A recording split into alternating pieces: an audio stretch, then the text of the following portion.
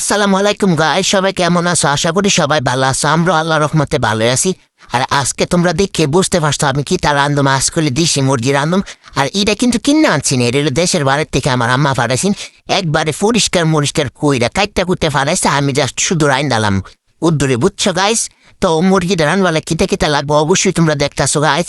আর মুরগিটার প্রথমে ধুয়ে টুয়ে রইলাম, তারপরে দিয়ে দিলাম আদা বাটা, পেঁয়াজ বাটা, রুন বাটা, তারপর দিলাম কতগুলো পেঁয়াজের ক্যাসেলে, বুঝছো? আমি যেমনে যেমনে দিতেছি তোমরা কিন্তু এমনি এমনি দিবা। এমনি এমনি দিলে কিন্তু তরকারিটা হাইতে অনেক মজা লাগবে, বুঝছো গাইস? তারপরে দিলাম হলে জিরার গুঁড়া, মরিচের গুঁড়া, হলদির গুঁড়া, বরজের গুঁড়া, পরিমাণ মতো লবণ কিন্তু বেশি দিলে হাওয়ান দিত না। তোমরা চাইলে বেশি দিতে পারো, আমি কিন্তু বেশি দিছি না গাইস, আমি কিন্তু পরিমাণ মতোই দিছি। তারপর দিয়ে দিলাম তেল প্রথমে একটু দিছি, পরে দিয়ে থুত্তুরি সালা তেল দিয়ে ক্যাপ কম হয়ে গেছে। তারপর আবার একটু তেল দিলাম, দিয়ে শুধু জাকানাকা করে হাত দিয়ে ভালোভাবে মেখে নিতে হবে, বুঝছো? আর আমি কিন্তু আজকে মাইকেই রান্ধুম, বুঝছো নি? তারপর সুন্দর মতো ভালোভাবে মশলাটা লগে এই মুরগিটারে সুন্দর মতো কতক্ষণ মাইকা মেখে মিয়াই নিল।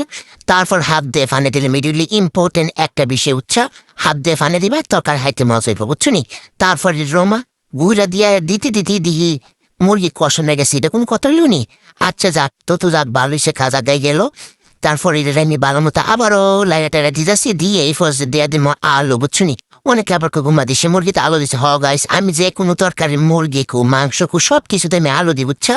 আলু না দিলে মনে তরকারিটা আমার কাছে ভালো লাগে না। সব কিছুতে আমি আলু দিয়ে রান্ধি। তারপরে আলু দিয়েও ভালো মতো এটা আবার কতক্ষণ ধরে কষাই তুইব। তারপর এটা আমি কতক্ষণ আরো কষাই নিলাম। এই দেশি মুরগিটা কিন্তু হাইতে অনেক মজা লাগছে, একবারে মানে একটু খালি বড় হয়েছে। কসকোচা মুরগি যেটা এটা আমার আম্মা ফারাসিন, বুঝছো নি? আর যারা মা আছে তারা কিন্তু অবশ্যই আলহামদুলিল্লাহ বলবা।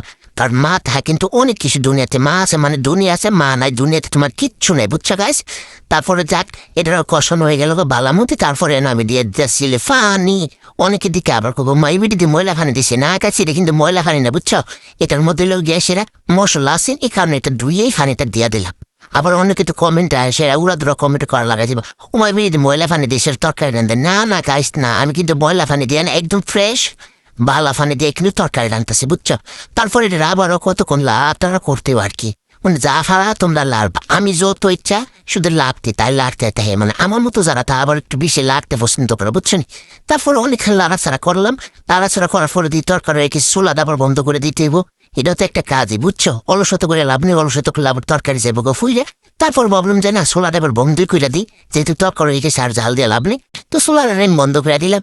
আর গাছ কি কমু তরকারি হাইতে মাশাল্লাহ এত মজা হয়েছে, এত মজা হয়েছে একবারে বলার বাইরে। আর কালারটাও দেহ জাস্ট ওয়াও একটা কালার বেশ। আর আজকের মতো এই পর্যন্ত, ওই সবাই কিন্তু আমার লাগে বেশি বেশি দোয়া করবা, আমি সবার লাগে বেশি বেশি দোয়া করি। আল্লাহ হাফেজ।